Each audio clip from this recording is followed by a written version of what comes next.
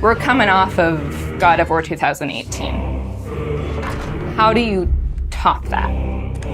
How do you deliver something that players will love maybe just as much as God of War 2018? The pressure was tremendous.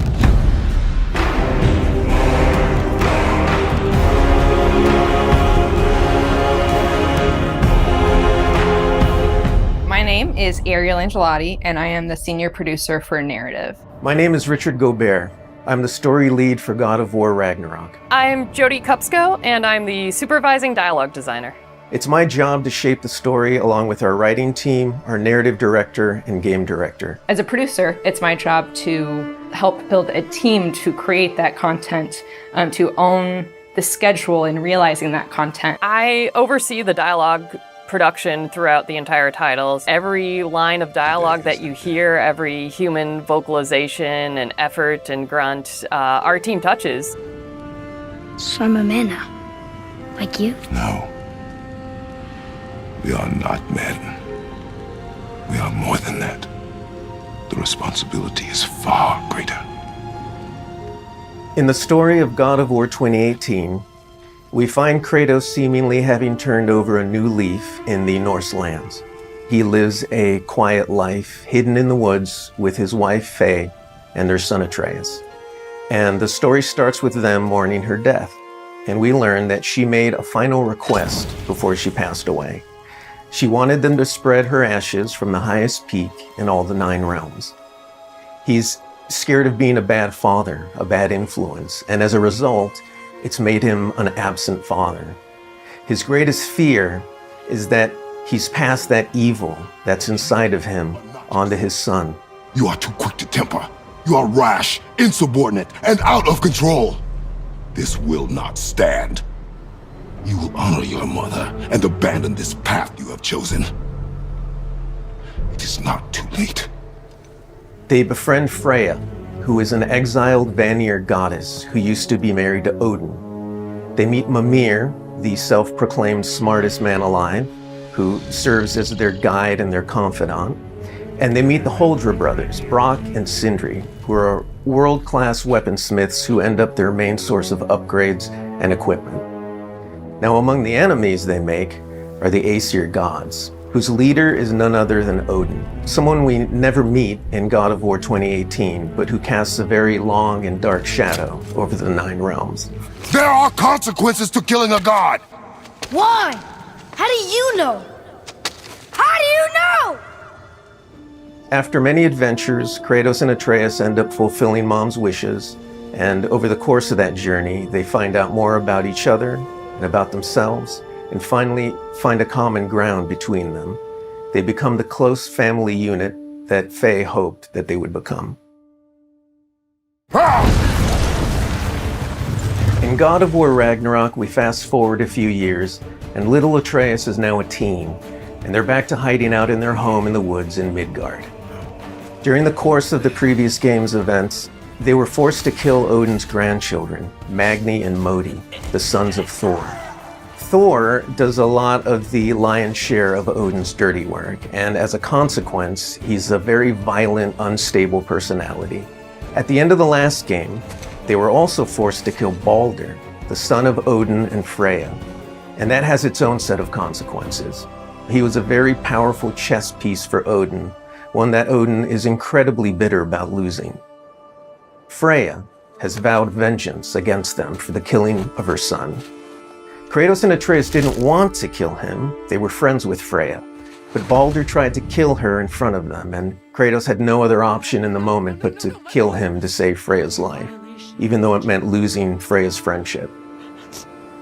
I will parade your cold body from every corner of every realm and feed your soul to the vilest filth in hell. That is my promise. He saved your life. He robbed me of everything.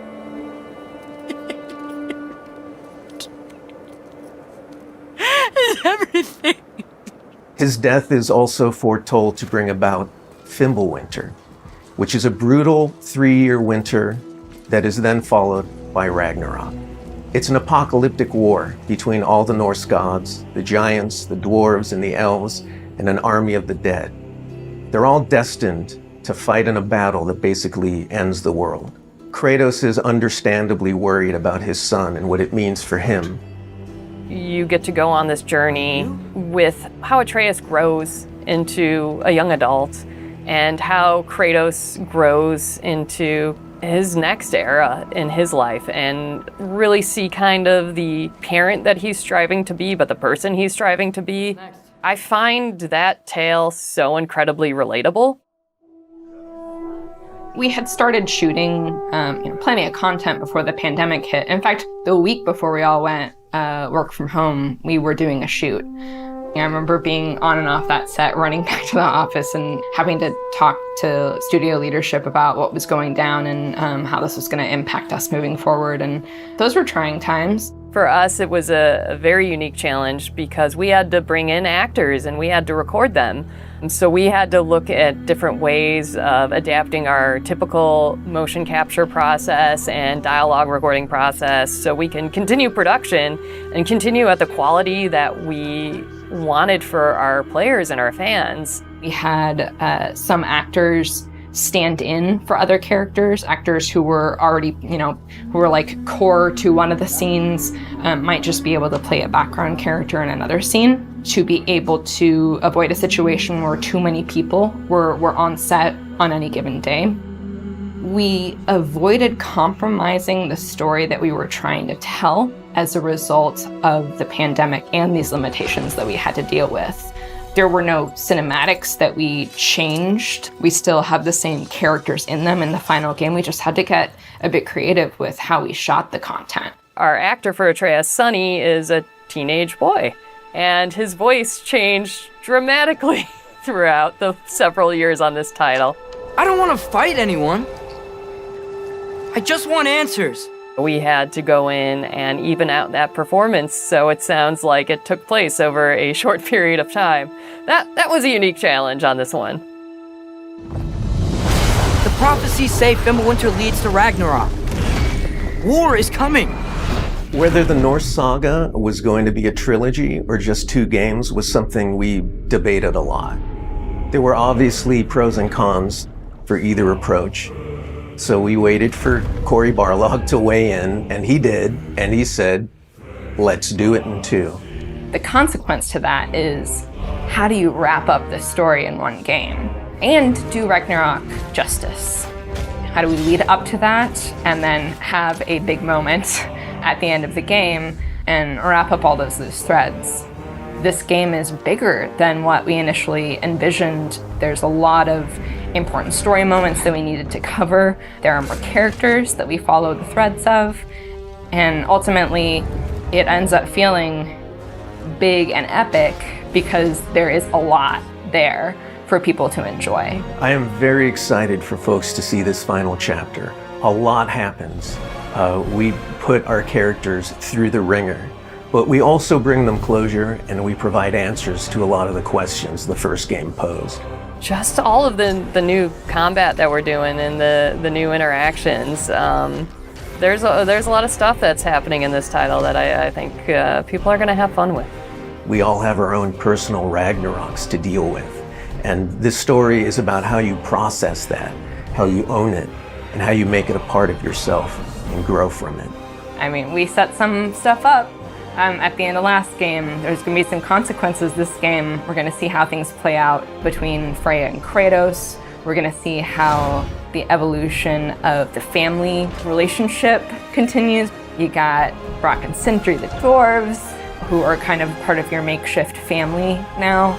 And there's going to be some other characters that we introduce that maybe going to disrupt the balance a little bit. I can't wait until players get their hands on the game, are able to experience how the story unfolds for themselves. We have, I think, an incredibly well-rounded game. Very satisfying combat, beautiful and rich environments to explore, outstanding character art, a lush and moving soundtrack and soundscape. It's the work of hundreds of very dedicated artists, and they all have their own stories to tell.